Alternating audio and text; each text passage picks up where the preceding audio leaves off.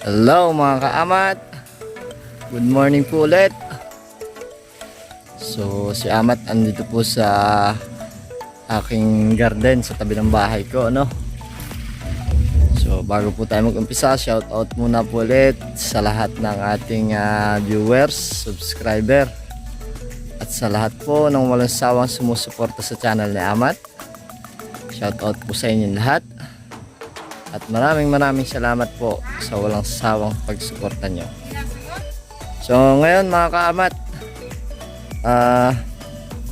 mag-harvest tayo ng aking talbos ng sili dito sa aking garden sa tabi ng bahay. Yan. So kahapon mga kaamat, itong ating talong hinarvest natin. So dito ako nagsimula mga kaamat ng pag-harvest ng sili natin sa dulo. Dahil itong inuna ko at medyo matagal ko silang hindi napasyalan kasi busy tayo sa kabilang barangay doon sa taniman natin doon. So nakakatuwa mga kaamat dito sa bandang dulo kasi may maganda akong nakita kanina. Wow naman! So, samahan niyo ako at i-share ko sa inyo.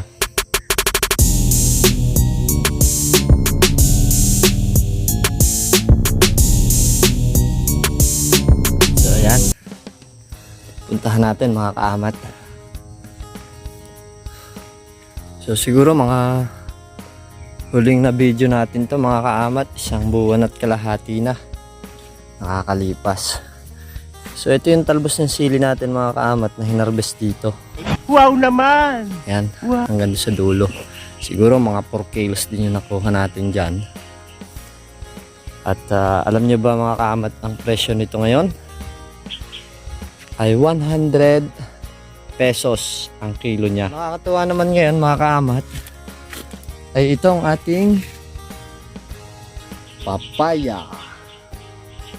So ayan mga kaamat yung matagal ko nang inihintay. Halos 5 months kong inintay ang kanilang pagbunga. Ayan pa oh.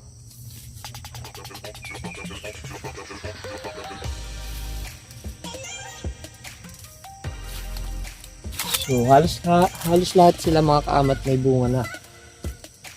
At napakababa pa ng kanilang puno. Mataas pa halos ako. Ay hitik na hitik sa bunga. Yan. Simula sa puno, simula sa lupa mga kaamat.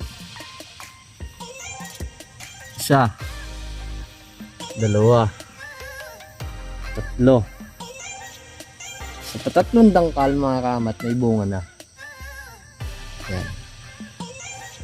So itong ating papaya mga kaamat ay 5 months old. Simula nung sila'y buto na ilagay ko sa punlaan sa seedlings tray ay 5 months sila hanggang sa mailipat ko dito sa lupa hanggang sa makabunga sila. Yan. 5 months old mga kaamat. Ganyang kadami ang bunga ng ating mga papaya. Ito pa. So yan. Tapos ito pa yung iba mga kaamat. Yun. Puro sila bunga. Yan, nakakatuwa.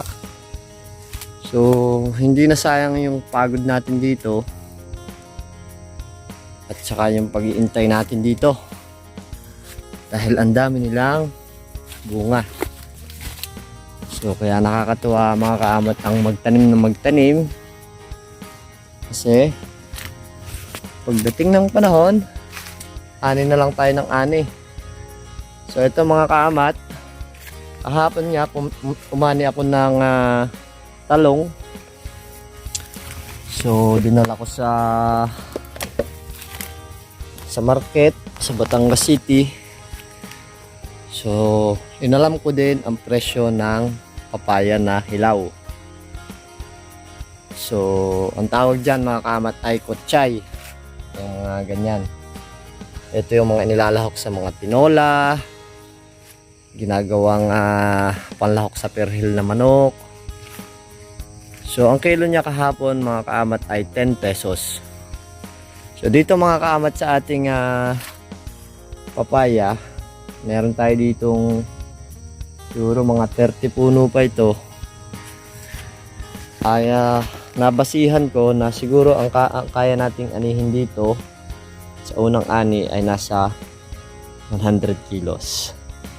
So magandang balita yan. So ayun lang muna yung isi-share ko sa inyo mga kaamat. At maraming salamat sa walang sawang pagsuporta nyo. So kung bago ka lang sa video ni Amat, sana huwag mong kalimutan ang mag-subscribe at pindutin ang notification bell para palagi kang updated sa bagong video ni Amat. So maraming salamat po sa walang sawang pagsuporta nyo. Bye bye!